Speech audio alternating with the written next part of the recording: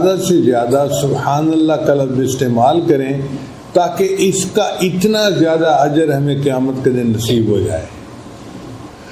تو یہ تو حدیث مبارکہ کا مضمون تھا کہ نبی علیہ السلام نے فرمایا کہ 2 کلمات ایسے ہیں جن کا پڑھنے والا اللہ کو بڑا پیارا لگتا ہے، اور وہ کلمات زبان سے ادا کرنے بہت آسان ہیں اور اجر کے اعتبار سے میزان میں بڑے بھاری ہوں گے۔ اور وہ کلمات کون سے ہیں؟ سبحان اللہ و بحمدہ سبحان اللہ العظیم۔ اب یہاں پر ایک آخری بات کہ امام بخاری رحمۃ اللہ علیہ نے اس حدیث کو آخری حدیث کے طور پہ کیوں چنا؟ ان کو تو لاکھوں حدیث آتی تھی، وہ کوئی اور مضمون آخری چن لیتے، اس مضمون کو کیوں چنا؟ تو محدثین نے جواب دیا کہ نبی علیہ السلام کو اللہ نے عمر کے آخری حصے میں سبحان اللہ زیادہ پڑھنے کا حکم دیا۔ اللہ فرماتے ہیں اذا جاء نصر اللہ والفتح ورأیت الناس يدخلون فی دین اللہ افواجا فسبح بحمد ربک واستغفرہ۔ اب یہ اللہ کا حکم ہے کہ میرے محبوب اللہ کی تسبیح بیان کیجیے۔ جب اللہ کے محبوب صلی اللہ علیہ وسلم کو عمر کے آخری حصے میں تسبیح زیادہ پڑھنے کا حکم دیا گیا تو امام بخاری رحمۃ اللہ نے سوچا چلو میں آخری حدیث تسبیح کو پسند کرتا ہوں تاکہ طالب علم آخری اس جو ہے وہ اختتام کے اوپر تسبیح کا عمل زیادہ کر سکے۔ اور بعد میں کہا کہ نہیں، حدیث پاک میں آتا ہے کہ کوئی بندہ مجلس میں بیٹھے اور اٹھتے ہوئے اگر سبحانک اللہم پڑھ لیتا ہے تو اللہ اس مجلس میں جو کوتاہیاں ہوتی ہیں سب معاف فرما دیتے ہیں۔ تو امام بخاری رحمۃ اللہ جانتے تھے کہ یہ آخری حدیث ہے جو میں لکھ رہا ہوں، اس کے بعد یہ کتاب کا کام ختم ہو جائے گا، تو انہوں نے حدیث تسبیح کو آخر پہ لکھا کہ تاکہ اس حدیث کو لکھنے پر میری مجالس میں جو کمی کوتاہی رہ گئی اللہ ان سب کو معاف فرما دے اور مجھے قبول فرما دے۔ اور ایک اس کی توجہ یہ بھی ہے کہ امام بخاری رحمۃ اللہ نے طلباء اور طالبات کو ایک عمل بتا دیا جو ان کو مشکلات میں اور مصیبت میں کام آئے گا۔ امام بخاری رحمۃ اللہ جانتے تھے کہ بخاری شریف پڑھنے کے بعد ان کی تعلیم مکمل ہو جائے گی اور یہ بچیاں اپنے گھروں کو جائیں گی، یہ بچیاں اپنے گھروں کی جائیں گی، پھر ان کی نکاح ہوں گے، شادیاں ہوں گی اور ان کو سسرال میں زندگی گزارنی پڑے گی۔ اب سسرال میں زندگی گزارتے ہوئے ان پر مشکلات آ سکتی ہیں، حالات آ سکتے ہیں۔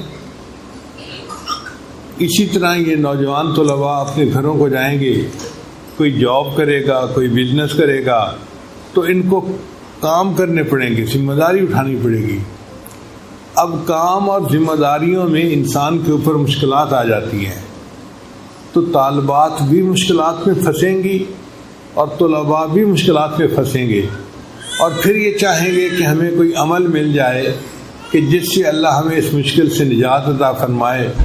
تو میں ان کو تسبیح کا عمل بتا رہا ہوں، یہ کرتے رہیں گے، اللہ ان کی مشکل کو آسان کر دیں گے اور ان کو مصیبت سے نجات عطا فرمائیں گے۔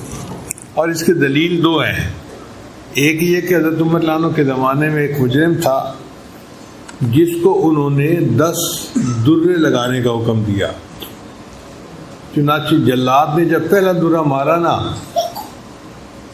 تو وہ بندہ کہنے لگا سبحان اللہ، یعنی اس زمانے کے مجرم بھی ایسے تھے کہ ان کو ڈنڈا پڑتا تھا اور وہ اول فول بکنے کی بجائے سبحان اللہ اللہ کا ذکر کیا کرتے تھے۔ تو جب اس بندے نے سبحان اللہ کہا تو عمر رضی اللہ عنہ نے جلاد کو کہا دعہو، اس کو چھوڑ دو، ایک ہی کافی ہے۔ قریب ابن کعب رضی اللہ عنہ ایک صحابی تھے، وہ بڑے مفتی قسم کے صحابی تھے، وہ مسکرا پڑے۔ تو عمر رضی اللہ عنہ ان سے پوچھا میں یضحکو کا، حضرت آپ مسکرائے کیوں ہیں؟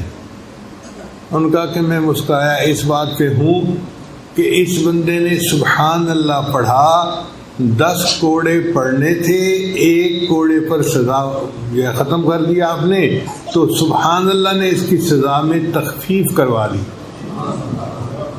تو تسبیح کے پڑھنے سے سزا میں تخفیف ہو جاتی ہے اور بندے کو اللہ تعالیٰ مصیبت سے نجات عطا فرما دیتے ہیں۔ اور دوسری اس کی دلیل قرآن پاک سے ملتی ہے۔ حضرت یونس علیہ السلام اللہ کے پیغمبر تھے، اللہ کی منشا سے وہ مچھلی کے پیٹ میں چلے گئے۔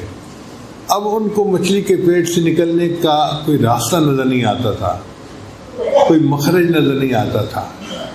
ایک رات کا اندھیرا، دوسرا پانی کے نیچے کا اندھیرا، اور تیسرا مچھلی کے پیٹ کا اندھیرا، یعنی 3 اندھیروں کے اندر، گھپ اندھیرے کے اندر تھے اور کوئی نکلنے کا راستہ نہیں تھا۔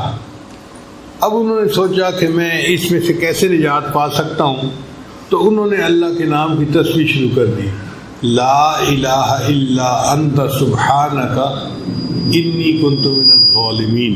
اللہ نے ان کے ذکر کو قبول کر کے مچھلی کو حکم دیا، اور مچھلی نے ان کو بحفاظت خشکی کے اوپر لا کر اپنے اس پیٹ سے نکال دیا۔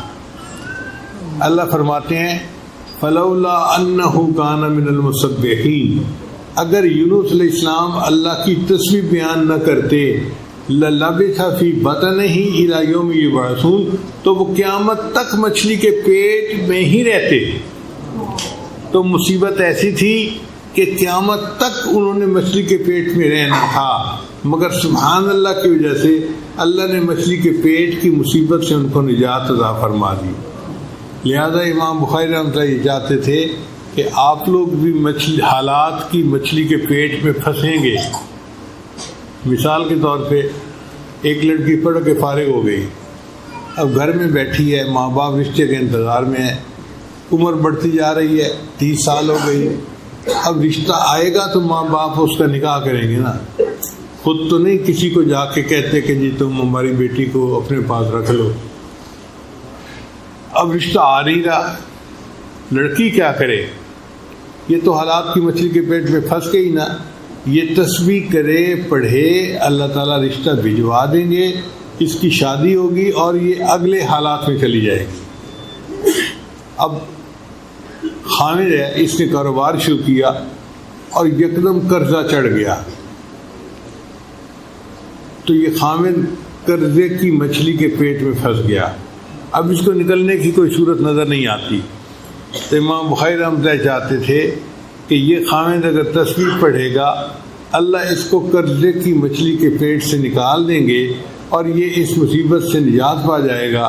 لہٰذا یہ حدیث تسبیح آخر پہ اس لیے لائی گئی کہ ہم اپنے زندگی کے مختلف حالات میں تسبیح کی کثرت کریں اور اللہ اس کی برکت سے ہمارے مشکلوں کو آسان کر دے۔